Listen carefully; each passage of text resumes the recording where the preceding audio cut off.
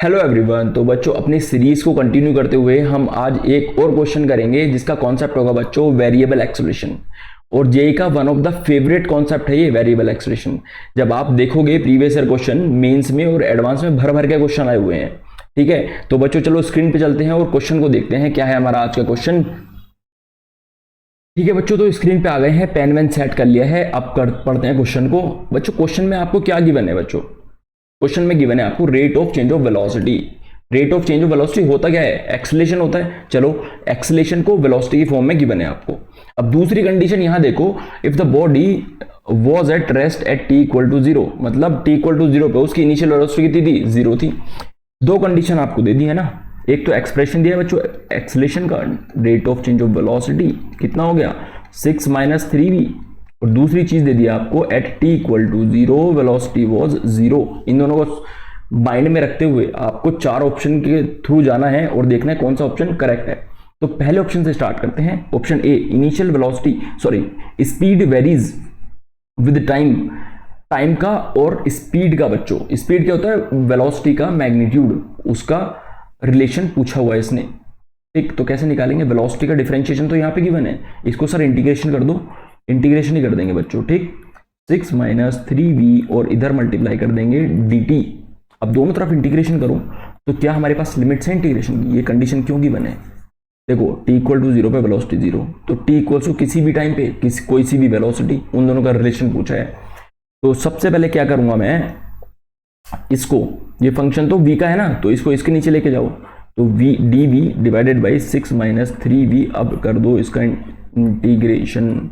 बच्चों आपको इंटीग्रेशन आता है तो इसको बहुत इजीली सॉल्व कर पाओगे आप। और मैं बता देता हूं इसमें सब्स्टिट्यूशन मेथड लगेगा, है ना। तो देख लेना आप एक बार सब्स्टिट्यूशन मेथड क्या होता है इंटीग्रेशन का, तो आप इसको सॉल्व कर पाओगे।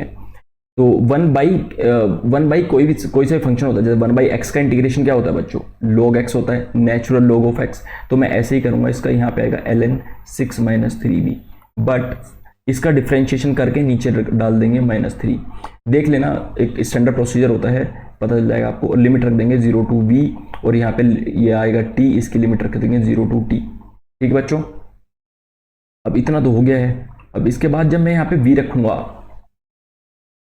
ठीक, तो सबसे पहले तो मैं इसको इधर ले जाता हूँ, ln 6 - 3v 0 to v, और इधर हो जाएगा बच्चों -3t। जीरो रखेंगे तो जीरो ही आ जाएगा, -3t रख दें इसको इधर। चलो देखते हैं अब,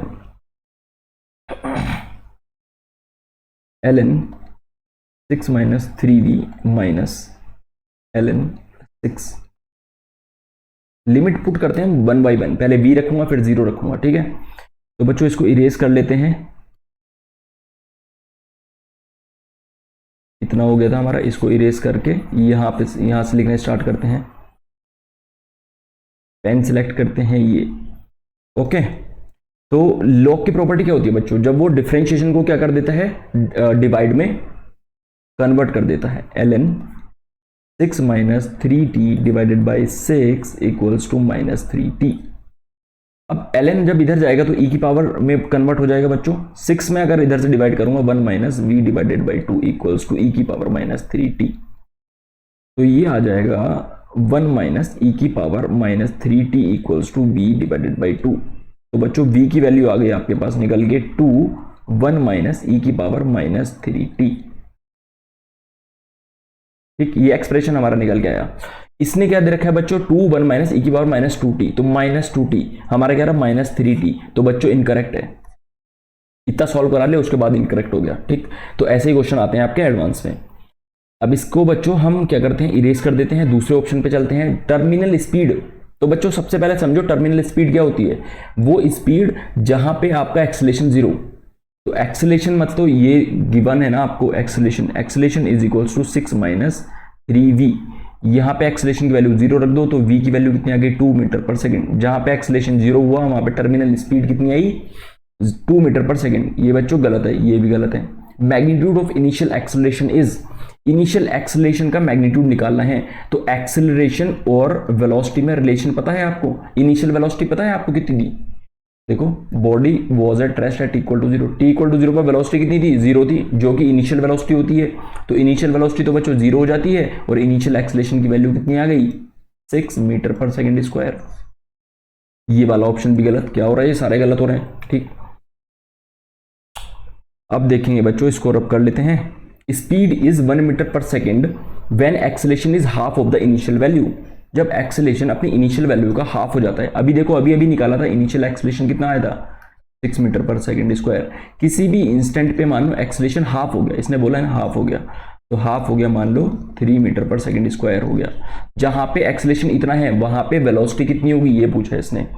तो एक्सेलरेशन और वेलोसिटी में रिलेशन आपको पहले से गिवन है। एक्सेलरेशन मान लो 3 हो गया किसी भी टाइम इंस्टेंट पे, तो उस जगह वेलोसिटी कितनी हो गई बच्चों, 1 मीटर पर सेकेंड हो गया।